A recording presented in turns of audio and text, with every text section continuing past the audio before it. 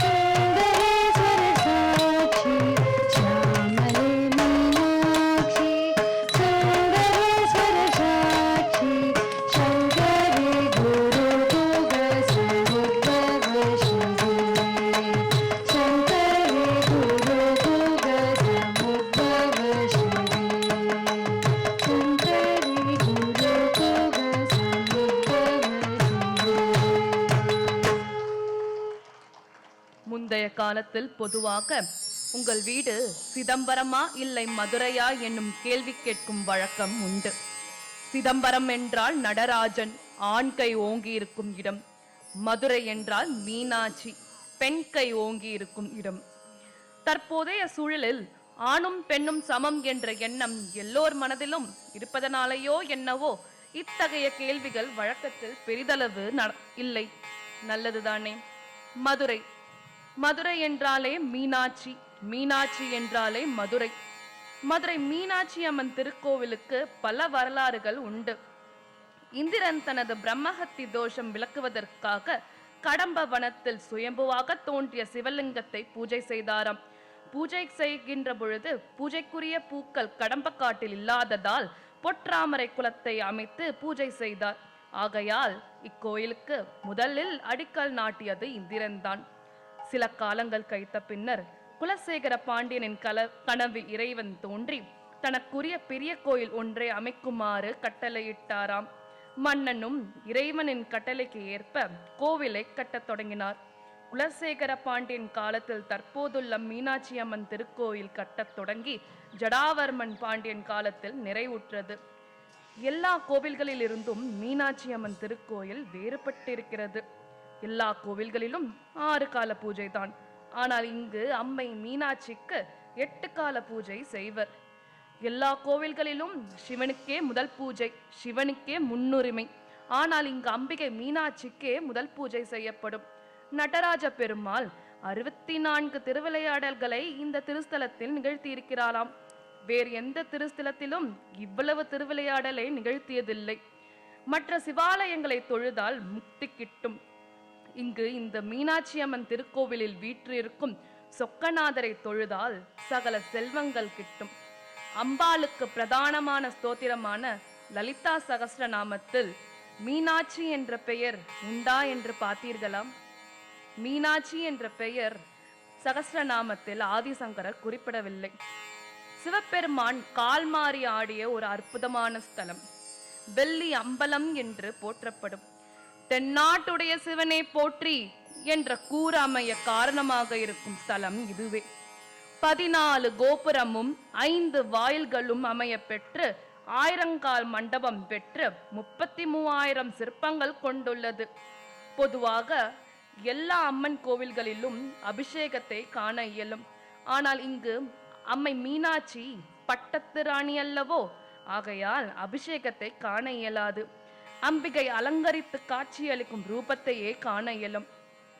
நமது நாடகத்தின் முதல் காட்சி மீனாட்சியின் பிறப்பு. கந்தர்வ லோகத்தில் வசித்தவர் விஸ்வாசு முனிவர்.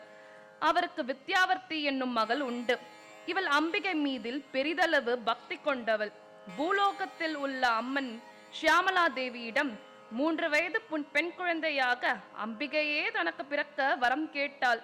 அடுத்த ஜென்மத்தில் அது நிறைவேறும் என்று அம்பாள் கூற, அடுத்த பிறவியில் காஞ்சனமாலையாக பிறந்து மதுரையை ஆண்ட பாண்டிய மலையத்வஜனை மனம் முடித்தார்.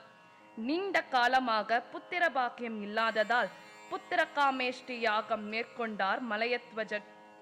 3 வயது பெண் குழந்தை 3 ஸ்தனத்துடன் அக்னியில் தோன்றியது. இக்காட்சியை இப்பொழுது காண்போமாக.